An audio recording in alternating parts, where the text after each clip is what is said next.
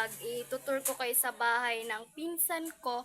First guys, itutur ko kayo sa taas, syempre sa babangan. Joke, guys, dito tayo.